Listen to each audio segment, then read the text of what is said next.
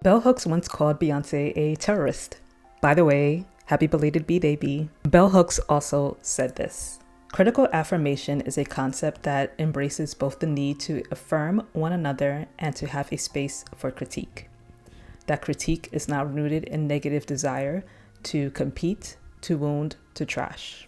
In other words, the true type of feminism, the Bell Hooks type feminism that Black women should adopt, requires a way to hold each other accountable lovingly. Love is just as important as accountability in this type of feminism. Whether or not you feel that Bell Hooks is a hypocrite for saying this and then right after calling Beyoncé an anti-feminist terrorist, you do have to respect her approach to Black sisterhood in this quote. The goal is simultaneously not to be delulu and blow smoke up each other's ass for any reason. It's also not the goal to shut down one another or to shut down another sister to make yourself feel holier or superior than her. I'm thinking about this now because of recent controversy with Tabitha Brown and also recently, in case you missed it, with Kelly Price. Long story short, because I know a lot of you are saying wrap up this conversation immediately, I wonder what it would take for Black women to collectively adopt this critical affirmation approach to feminism that Bell Hooks writes about. Question 1B for me is whether this type of feminism is even possible under capitalism. Because one thing that Tabitha Brown, Kelly Price, and since Bell Hooks mentions it, Beyoncé have in common is that they are relatively wealthy Black women who have been accused in one way or the other of putting down other Black women who are not on their level.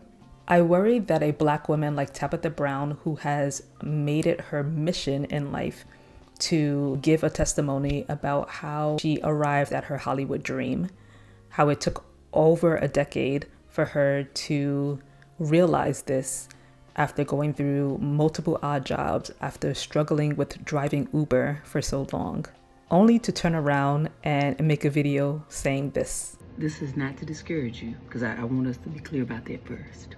You got good ideas. Baby, you got good ideas. Your execution is not as good. Entrepreneurship is not for everybody. And that doesn't mean it's not for you, but right now, these last few months, few years, you know what I'm talking about. Baby, it ain't been working for you. And it's time for you to get a job. Let me be very clear. Tabitha Brown has the right to speak out of turn sometimes and make mistakes because we're all human and we've all said things out of turn and made mistakes at one point in our lives. It's not the statement that Tabitha Brown said that I have a problem with. It is the lack of thoughtfulness. As I said, she has the right to make mistakes and to speak out of turn, but a la Bell Hooks feminism, you have to be ready for the critical affirmation that comes your way as a result of making these mistakes or speaking out of turn. I was watching one YouTuber who made a great point about this, and I'll link her video down in the show notes. Essentially, what she was saying is that when you're on the level of someone like Tabitha Brown, in terms of visibility, and you've made it your mission in life again to testify about going from nothing into abundance, you need to be very intentional about who you're speaking to and why you are speaking to them, especially when you've branded yourself as the inspiration guru. Or am I far-fetched in thinking that? You let me know in the comments below. Is it not true that Tabitha Brown, outside of making vegan recipes, has built her brand off of aspirational content? She posts weekly at minimum on YouTube, TikTok, and Instagram videos about motivating yourself during difficult times. If that's going to be your brand, if you're going to stand on that type of branding, and you want to maintain the benefits that come from building that type of brand, you need to be very intentional about and very attuned to who you are speaking to and when you are speaking to them and why you are speaking to them. If she was doing that, she would have been well aware of the fact that over 300,000 plus Black women have been laid off or unemployed from jobs since at least April. So we've had, us and Tabitha Brown have had at least 5 months to grapple with that fact of Black women, through no fault of their own, 300,000 of them losing jobs. And there's no way to deny that Black women do not make up the core demographic and core audience that Tabitha Brown is selling to. Just look at the type of products that she is selling, for example. If Tabitha Brown had the awareness to put together the fact that just a little over 5 years ago, you were once in a position where you were unemployed or underemployed, struggling to make ends meet, you should have put two and two together and realized that you needed a different approach to broaching this topic or discussion to make whatever point you were trying to make with this video. Genuinely speaking, I do not know what the vision or the goal was for making that video. In an economy where just last quarter, it only grew by 22,000 jobs, and that still wasn't enough to meet the demand for employment. And that's not just with Black women. Even though Black women are suffering the most under this, it is also white people who are being laid off.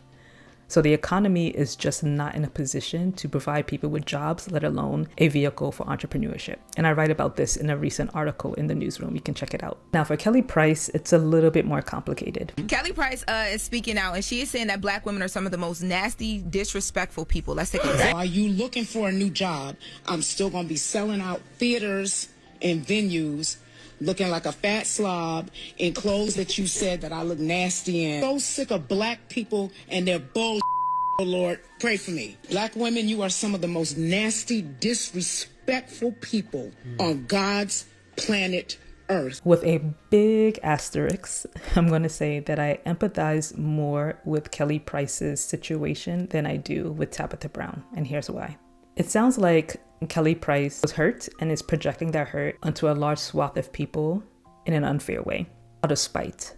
It's still not an excuse for someone at her big age. By now, the frontal lobe should have developed far beyond maturity to avoid making this kind of immature mistake. And she should have been able to distinguish between a small group of people being disrespectful and unfair to her versus painting a broad brush across an entire segment of people, aka Black women.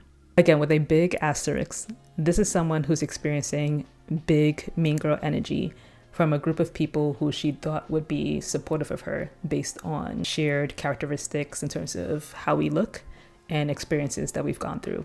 I am also a victim of that big mean girl energy.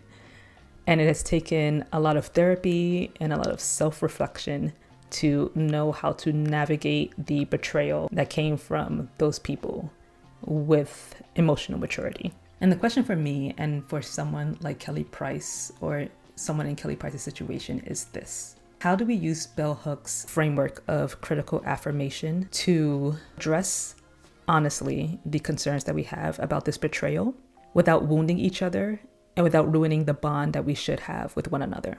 That's also a question that I explored in a video on this channel that I created about shadow work, which you will be able to watch with the link that I'm going to put in the card above. Long story short, the solution is it involves effort from people on both sides of the aisle. Yes, Kelly Price should apologize for making an unnecessary and harmful blanket statement about Black women.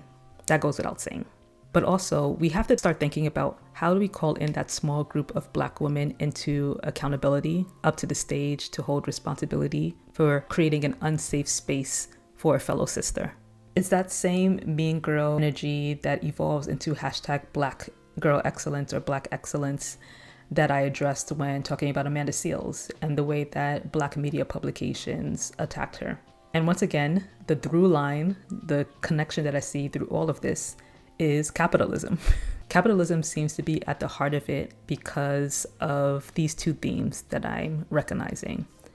A, if I have more money and more influence over you, I'm going to weaponize it when you try to hold me accountable for something hurtful or negative that I've done towards you. And B, I'm not going to do the emotionally mature work to understand why my actions have hurt or disappointed you because I'm richer and I'm more influential. So who gonna check me, boo? I'll close by saying this. I am looking forward to the bright and sunny day where that attitude, those two ways of approaching these issues and topics in the Black women community go away. I'm looking forward to the day when Black women or Black people in general, do not use how wealthy or how powerful they are in a white supremacist capitalist patriarchy as a shield against accountability and community. Frankly, based on the writings of Bell Hooks, I think this is more than just a pie in the sky point of view and hope and dream. I think this is a political point of view. It is the reason why those women's empowerment brunches did not spare over 300,000 plus Black women from losing jobs in so-called secure industries like tech or like the federal government.